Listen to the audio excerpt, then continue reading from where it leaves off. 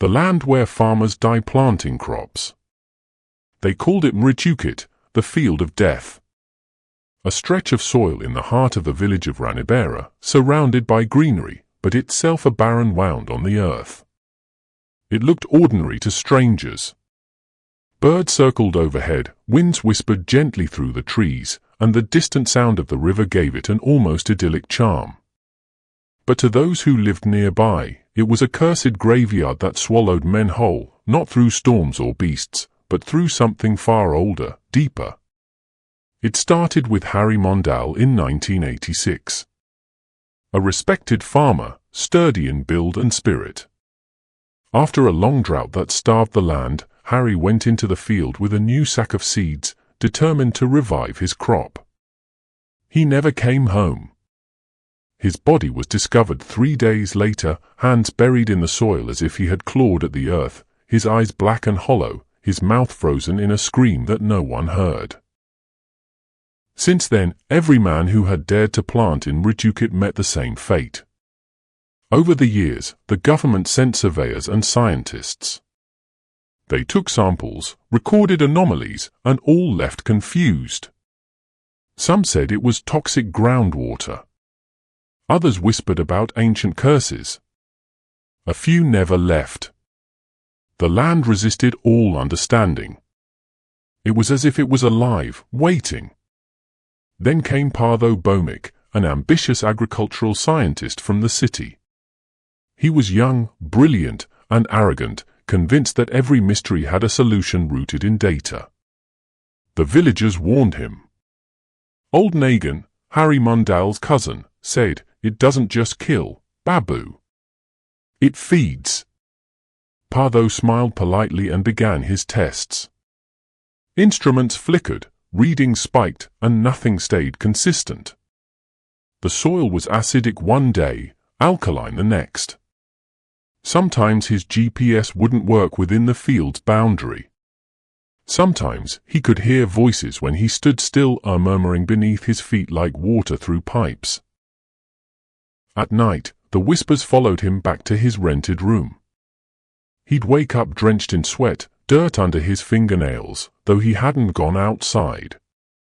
One evening, Nagan gave him an old diary page that had belonged to Harry.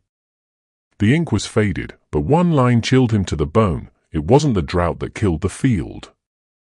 "We unearthed something hungry." Pardo, obsessed now, dug deeper, literally. A few feet below the surface, he discovered bones. Not human. They were twisted, serpentine, massive. Fossils of something ancient. And embedded among them were carvings, symbols of a forgotten goddess, Bhaksha Devi, the devourer of growth.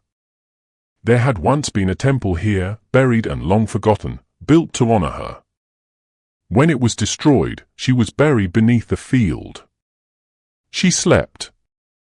Until the plows woke her.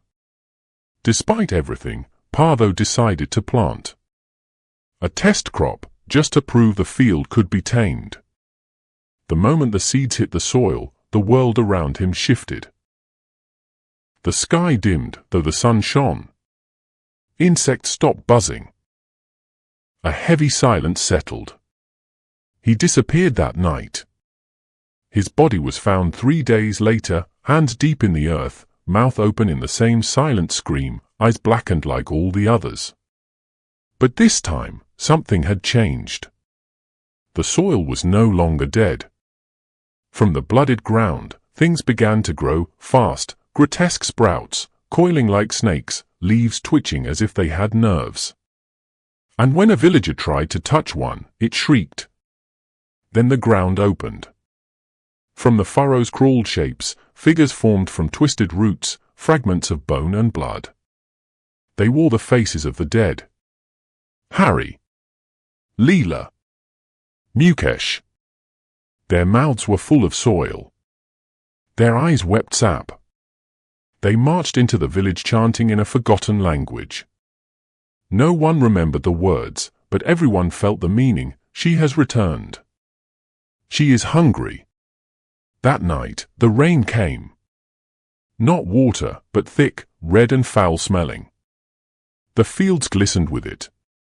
Crops grew faster. The villagers ran. Some prayed. Others tried to burn the field, but the flames refused to catch. The goddess was awake, and she wanted more. The goddess rose beneath the soil. A shape formed in the ground, a massive, coiled figure with countless mouths, each whispering. It didn't speak aloud, but everyone heard her in their minds. Plant yourselves. Let me harvest. Those who resisted were dragged into the field by the root things. One by one, villagers disappeared, their bodies becoming vessels for more unnatural growth. Plants with human eyes bloomed. Cornstalks with fingers swayed in the breeze. Only Nagin was left, blind and dying, writing warnings into the mud with bleeding fingers. Now, the field stands lush and thriving. Tourists sometimes arrive, drawn by the rumors. Developers offer to buy it. None return.